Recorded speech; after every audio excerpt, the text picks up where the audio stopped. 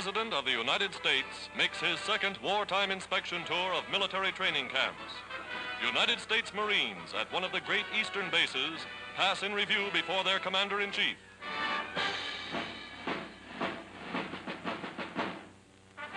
Traveling further south, Mr. Roosevelt sees at first hand the growth and progress of America's vast new military machine.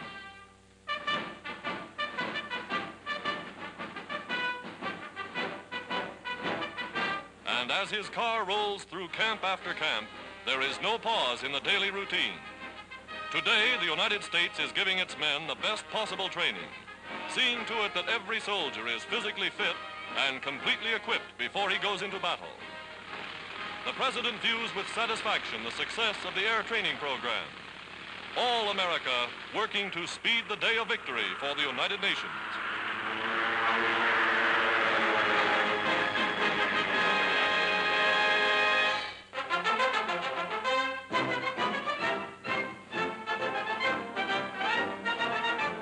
United States Navy aircraft carrier takes aboard Army planes for shipment to one of the fighting fronts. Planes are stored above and below deck. It was from just such a flat top that American bombers carried out their raid on Tokyo a year ago.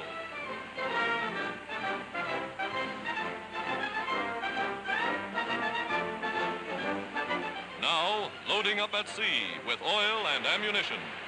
Machine guns ready, planes ready, and they take off for some new base on land.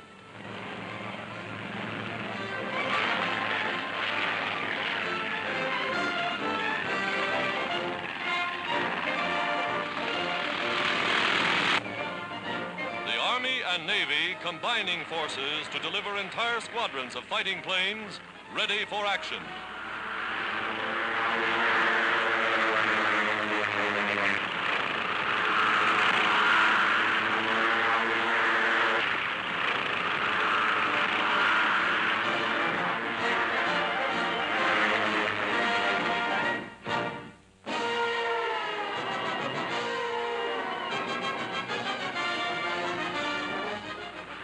Air forces over North Africa. Americans and British in flying forts, Mitchells and Liberators, clearing the way for new offensives on land. Through a hail of enemy flak, the big ships roar on. Their objective, the Marat Line.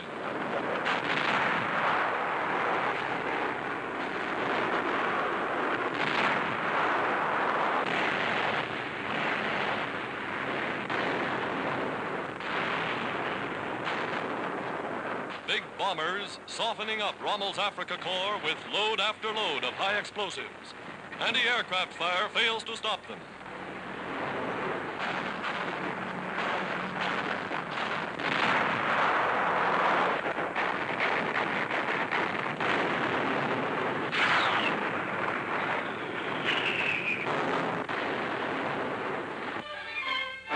The famous Marat Line, now in British hands. Behind these concrete emplacements, Rommel was expected to make a stand.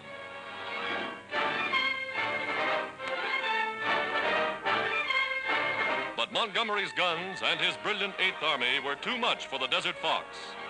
Here, General Alexander, Allied Ground Chief, and French General Giraud visit the fighting front as British artillery gives the Nazis no rest.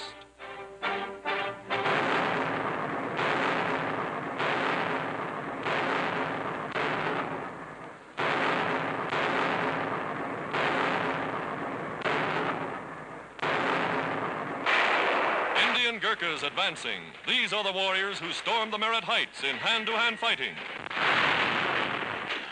Now, in the American sector, United States tanks take their place in the Allied strategy to drive Rommel into the sea.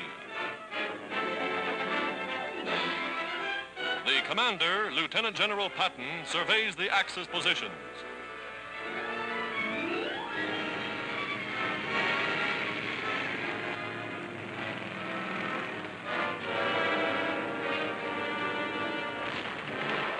Guns, emplaced in the hills, open fire. And they have the range. Direct hits on Nazi tanks.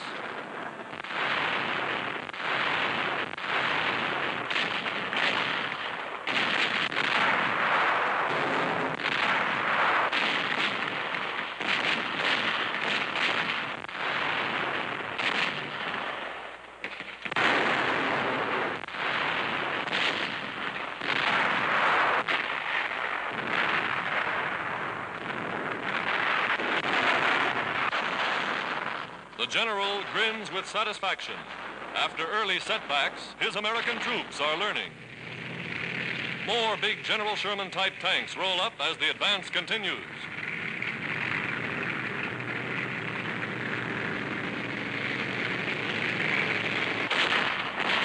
Now, streaming toward the last mountainous barriers to join the magnificent British, Yankee gunners see inspiring evidence of Allied superiority over the vaunted German Mark IVs.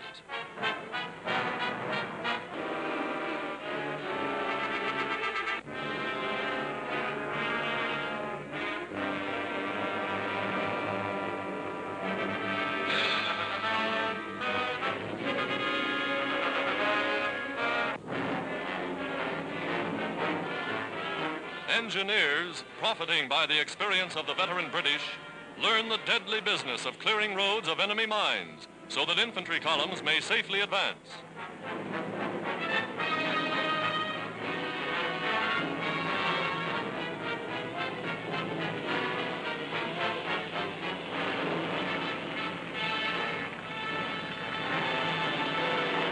The Junkers 88 attacks the supply line, bombing the road.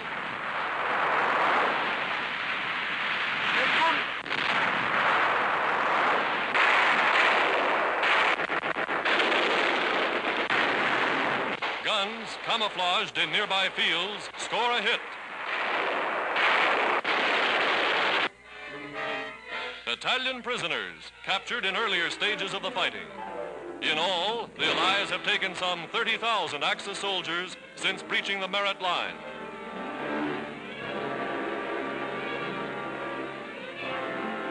A meal of United States Army field rations is quite a banquet for members of the elite German Africa Corps.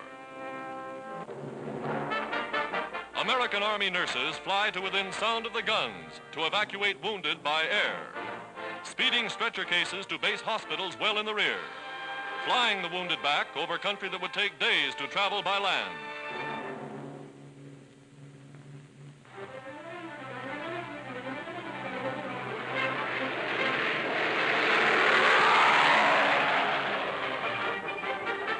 General Eisenhower, Allied commander in North Africa, visits General Patton's frontline headquarters as the combined Allied force bottle up the Nazis in the northeast corner of Tunisia.